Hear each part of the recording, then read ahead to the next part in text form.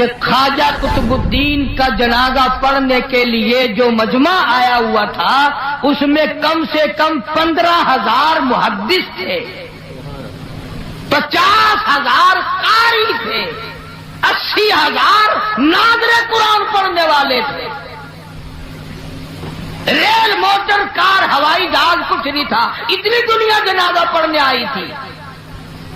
جب وصیت نامہ کھولا گیا، توجہ کرنا، بس یہ بات لکھ کر اگر آج آپ لے گئے تو انشاءاللہ میرا وعد کامیاب ہو جائے گا، جلسہ کامیاب ہو جائے گا۔ وصیت نامہ کھولا، اس میں لکھا ہوا تھا میری نماز جنازہ وہ آدمی پڑھائے، میری نماز جنازہ وہ آدمی پڑھائے جس میں 3 شرطیں پائی جائیں۔ میری نماز جنازہ وہ آدمی پڑھائے جس میں 3 شرطیں پائی جائیں۔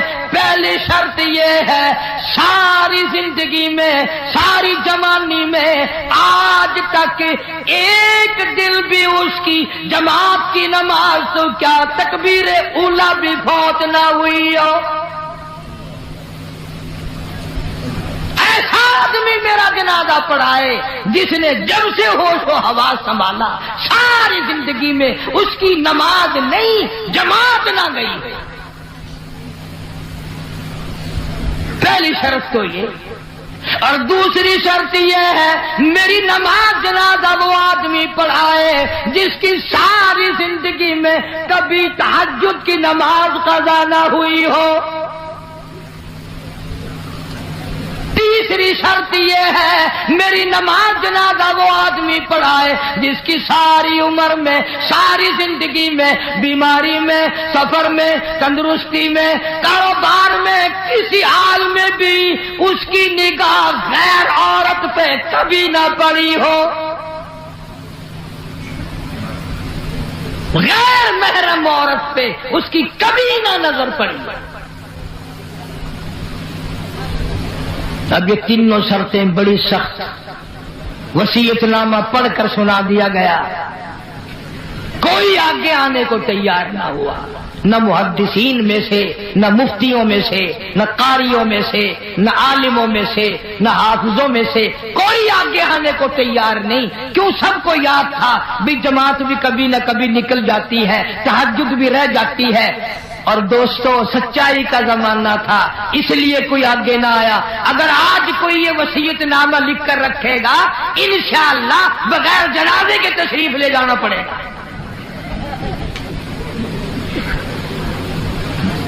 اگر آج کر ایسا وصیت نامہ بھی لکھو گے، ایسا ملا آگے آئے گا جس نے کبھی فرض بھی نہیں پڑے، وہ کہے گا چلو چھوڑو یار، اور نہیں اخبار میں فوٹو تو آئے گا۔ تینوں شرطیں بڑی سخت، خواجہ قطب الدین بختیار کاکی رحمت اللہ علیہ کی لکھی ہوئی شرطیں۔ صبح سے لے کر شام ہو گئی، عصر کا وقت آ گیا، جنازہ رکھا ہوا ہے، خلقت خدا کی آئی ہوئی ہے، نہ کسی میں یہ شرطیں پائی جائیں، نہ کوئی جنازہ پڑھائے۔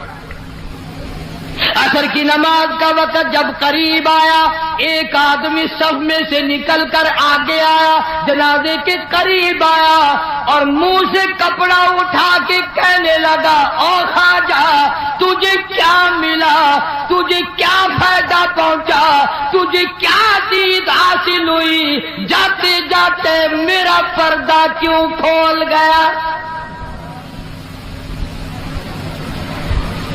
آج تک میرے رب کے سوا، تیرے سوا کوئی نہیں جانتا میں کیسا ہوں، آج تو نے میرا راز کھول دیا، میں سمجھتا ہوں کس کو لکھ کے گئے ہو، کس سے جنازہ پڑھوانا چاہتے ہو، مجھے پتا چل گیا تھا پر میں اپنے آپ کو چھپانا چاہتا تھا۔ او خواجہ مجھے دنیا میں کیوں ذلیل کر دیا۔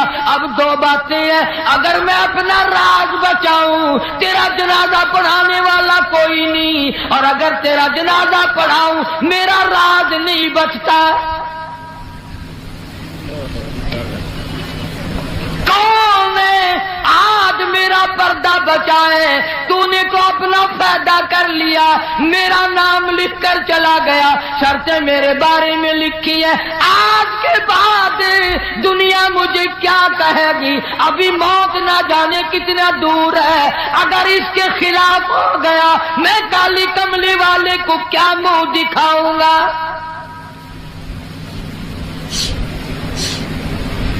صفے بنوائی، جنازہ پڑھا دیا۔